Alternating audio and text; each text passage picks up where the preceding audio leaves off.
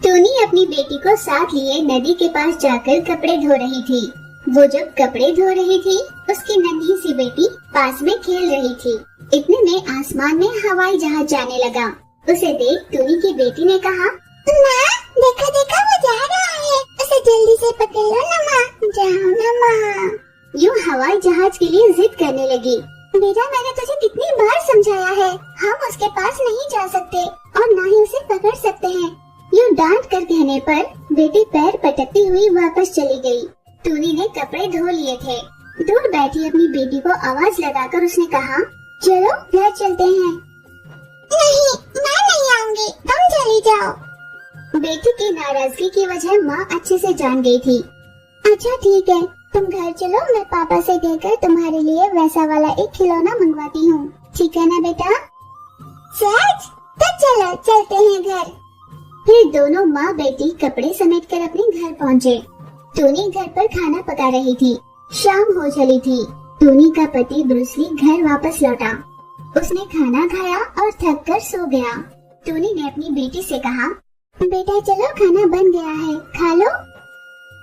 माँ, तुमने क्या कहा था कि तुम पापा से मेरे लिए वैसा खिलौना मंगवाओगी ना, लेकिन तुमने पापा से कुछ नहीं कहा। जो माँ से रूठ कर बेटी ने खाना खाने से मना कर दिया। माँ के लाख समझाने पर भी वो नहीं मानी। उस शोर से ब्रूसली की आंख खुल गई। टूनी, क्यों तुम मेरी लाडली को यूँ रुला रही हो? भला मैं उसे क्यों रुलाऊंगी? क्या मुझे इसके मजे आते हैं? पिछले कुछ दिनों से हवाई जहाज दिलाने की जिद पर बैठी है आपकी बेटी। मैं तुम्हारे लिए कल हवाई जहाज लेकर आऊंगा। तुमने जिद छोड़कर माँ की बात मान ली तो मैं कल तुम्हारे लिए खिलौना जरूर लेकर आऊंगा। जब ब्रूसली ने ये कहा तो वो बहुत खुश हो गई। कल मुझे हवाई जहाज मिलेगा। वो खुशी से कूदने लगी। फिर उसने खाना खा लिया। सभी शांति से सो गए। अगले दिन हमेशा की तरह माँ बेटी नदी किनारे पहुँचे। वहाँ पहुँचकर बिटिया ने आसमान की ओर देखकर सोचा, आज पापा मेरे लिए हवाई जहाज लाएंगे। माँ का काम निपट जाने के बाद वे दोनों वहाँ से निकलकर घर पहुँचे। पिता अपने साथ बेटी के लिए हवाई जहाज लेकर आए, पर उसे देखकर बेटी बहुत नाराज हो गई। पापा, मुझे ये वाला नहीं, बड़ा वाला हवाई जहाज चाहिए था। ये तो नकली हवाई जहाज है। माता पिता उसे हर तरह से समझाने की कोशिश कर रहे थे। वो इसी जिद पर अड़ी थी कि उसको असली हवाई जहाज चाहिए। माँ को इतना गुस्सा आया कि उसने बेटी की पिटाई कर दी, जिससे वो बहुत रोई और खाना खाकर चुपचाप सो गई। वो रात बीत गई। अगली सुबह जब टूनी और उसके पति नींद से जागे तो देखा उनकी बेटी घर पर नहीं थी। वे बहुत चिंता में आ गए और अपनी बेटी की हर तरफ तलाश करने लगे, पर कहीं भी उनकी बेटी का पता न लगने पर वे दोनों धाए धाए रोने लगे। तभी कहीं से लूसी आई। टूनी भाभी जी, आपकी बेटी उस दाढ़ी वाले स्वामी जी के पास है। लूसी से अपनी बेटी के बारे में जानकर दोनों की जान में जान आई। वे तुरंत वहाँ से निकलकर स्वामी जी के यहाँ पहुँचे।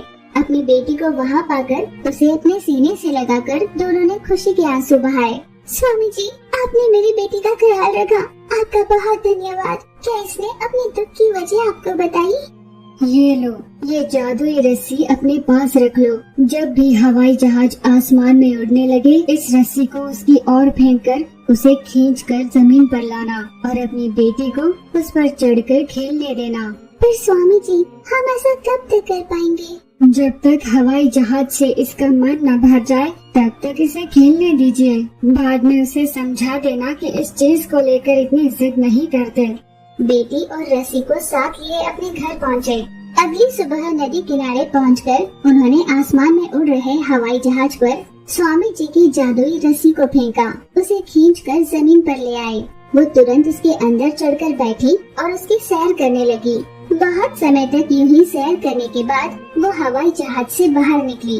फिर हवाई जहाज वहाँ से चला जाता। हर रोज यही खेल खेल कर बेटी ऊब चुकी थी।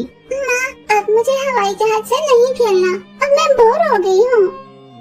टूनी की बेटी उस दिन से पापा के लाए हुए उस हवाई जहाज खिलौने से खेलने लगी, जिससे माता पिता बहुत खुश हुए और आभार मानने के लिए स्वामी जी के पास गए और उनकी जादुई रस्सी को उन्हें वापस लौटा दिया। स्वामी जी ने कहा, इस जादुई रस्सी को अपने पास ही रख लो। इसके पास रहे किसी भी खिलौनों को अगर ये इस रस्सी से बांधेगी तो वो विशाल बन जाएगा। शाम होने तक वो पहले जैसे आकार में आ जाएगा।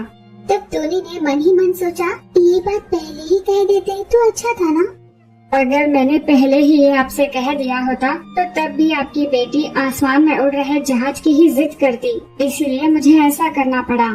स्वामी जी ने उनके मन की बात जान ली, इसलिए टोनी बोली, स्वामी जी क्षमा कर देना। फिर माता पिता वहाँ से घर लौटे। वैसे तो उस दिन के बाद उन्हें उस रस्सी की कोई जरूरत नहीं पड़ी और समय के साथ धीरे धीरे उनकी बेटी ये बात भूल चुकी थी।